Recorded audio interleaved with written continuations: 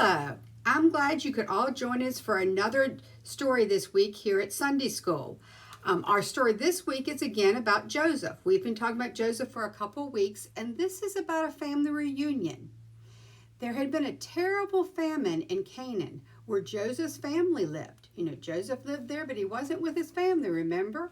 And so when Jacob found out, now Jacob was Joseph's father, that there was grain in Egypt, he said to his sons, "Why are you just sitting there, staring at one another? I have heard there is grain in Egypt. Now go down and buy some so we won't starve to death."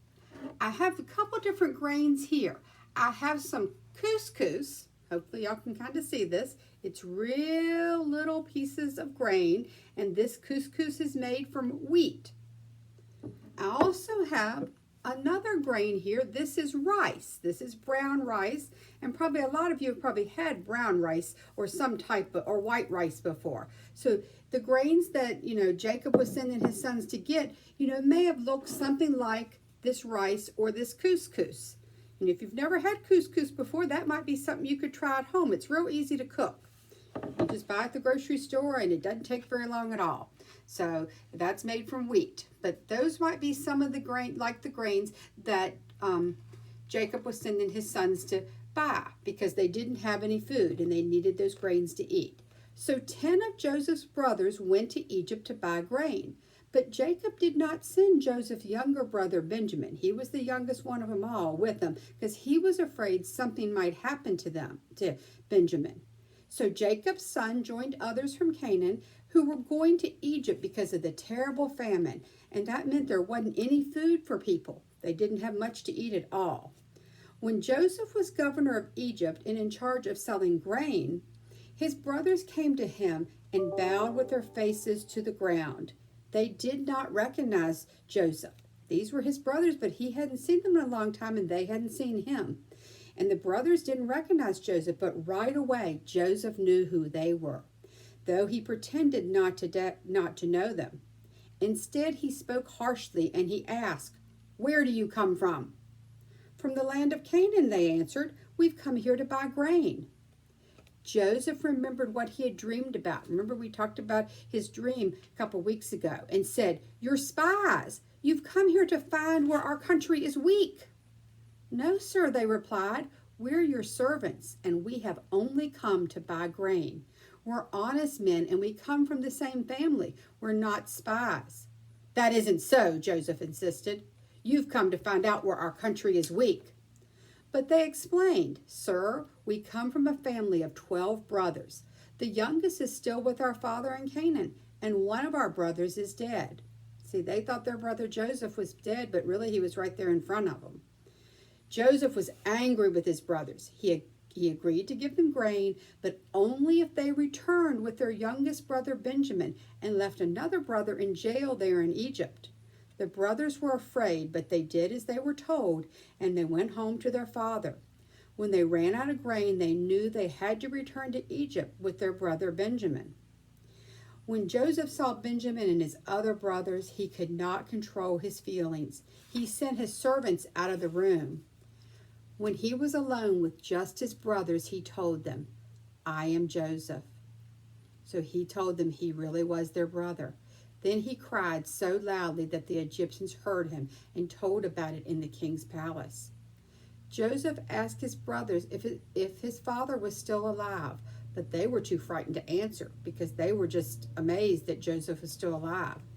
Joseph told them to come closer to him, and when they did, he said, "Yes, I am your brother Joseph, the one you sold into Egypt.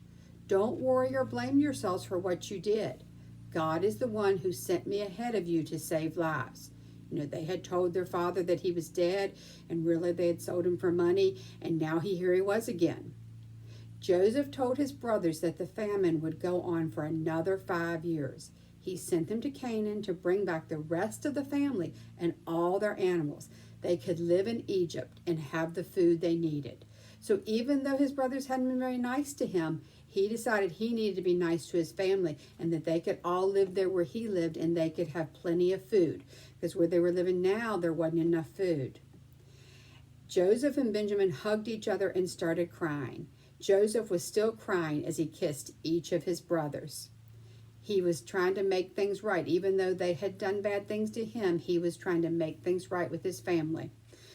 Joseph's brothers left Egypt, and when they arrived in Canaan, they told their father that Joseph was still alive and was the ruler of Egypt. He had a big important position now. But their father was so surprised he could not believe them. Then they told him everything Joseph has said. When he saw the wagons that Joseph has sent, he felt much better and said, "Now I can believe you. My son Joseph must really be alive, and I will get to see him before I die."